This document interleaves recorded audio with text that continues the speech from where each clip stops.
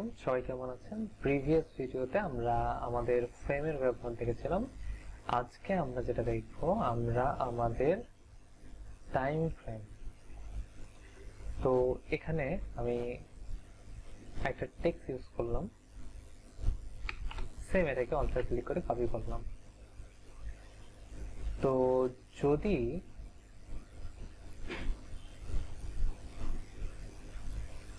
আমি এই টেক্সটটাতে ক্লিক করলাম, ক্লিক করে যদি ফন্ট চেঞ্জ করি,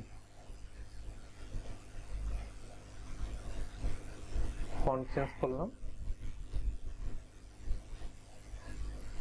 এখানে একটা ফন্ট দিলাম।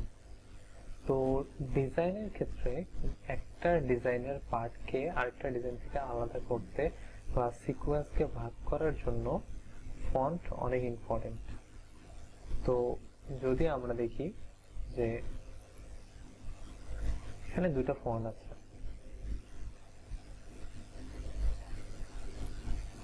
তো এই দুইটা ফন্টের যদি ফন্ট সেম থাকতো তাহলে আমরা কি করতাম, যে এই ফন্টটা শেষ করার সাথে সাথে এই ফন্টটাতে আসতে হবে, কন্টিনিউ একটা লেন থাকে। কিন্তু ফন্ট ডিফারেন্ট হওয়ার কারণে দুইটার গুরুত্ব দুই রকম হয়ে গিয়েছে। তো এখানে হচ্ছে ফন্টটাকে আপার কেস করে নিই, এরপর এটাকে আমরা স্ক্রিপ্ট কোনো একটা ফন্ট ইউজ করব।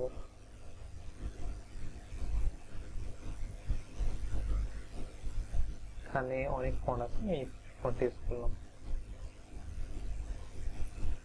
তো ফন্টের কারণে আমরা আমাদের যে টেক্সটের সিকোয়েন্স সেটাকে চেঞ্জ করতে পারি, এটা হচ্ছে প্রথম পজিশন।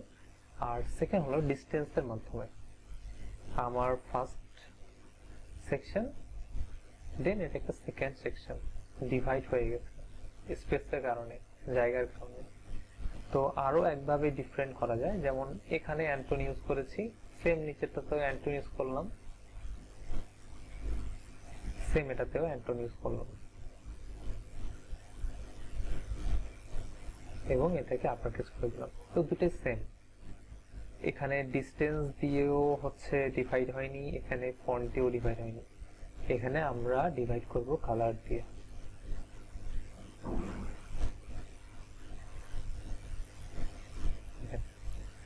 কালারের কারণে এটা একটা সেকশনে ভাগ হয়ে গিয়েছে, এটা আরেকটা সেকশনে ভাগ হয়ে গিয়েছে। তো ফন্টকে আমরা আমাদের ফন্ট সেকশন হোক, আমাদের ডিজাইনের ব্যাকগ্রাউন্ড প্লাস অবজেক্ট সেকশন হোক, সব সেকশনকেই আমরা এই মেথডের মাধ্যমে ডিভাইড করতে পারি। একটা হচ্ছে আকৃতি, একটা হচ্ছে জায়গা, এবং একটা হচ্ছে রং। তো এটাকে তিনটা পজিশনকে আমি দেখাই। এটাকে আমি সেন্টারে পজিশন করছি, সেন্টারে নিয়ে আসলাম। আচ্ছা, সেম এই পেজটাকে ডুপ্লিকেট করি। ফার্স্টে আমরা যেটা করব, কালার সেম, কালার দুটার একই, আমরা এই দুটাকে ডিভাইড করব ফন্ট দিয়ে।